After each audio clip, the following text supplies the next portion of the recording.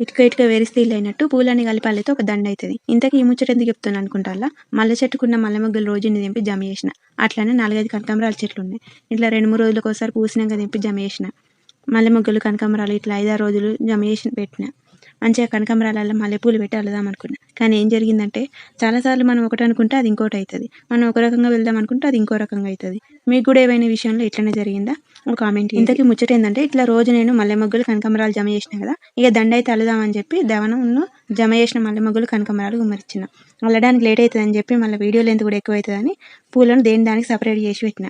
ఆగండి ఏడికి పోకుల్లి, పూలు అల్లుకుంటా మంచిగా ముచ్చట్లు చెప్పుకుందాం. దాచిన మల్లె మొగ్గలు కాస్త మల్లెపూలు అయిపోయినాయి. మల్లెపూలు ఎక్కువ కనబడతానని చెప్పి మొదలైతే మల్లెపూలు పెట్టి అల్లుతాను. నాకైతే పూలు అల్లడం అంటే మస్తు ఇష్టం. మీకు కూడా ఇష్టమైతే లైక్ చేయరు.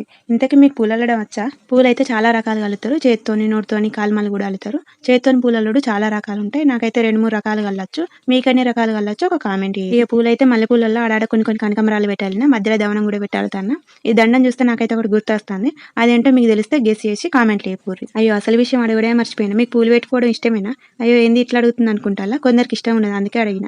కొందరికైతే మల్లెపూలు స్మెల్లే పడదు. ఇంతకీ నాకు గుర్తొచ్చింది ఏంటంటే మన జాతీయ జెండా త్రివర్ణ పతాకం. ఆరెంజ్ కలర్ కనకాంబరాలు, తెల్లని మల్లెపూలు, గ్రీన్ కలర్ దవనం.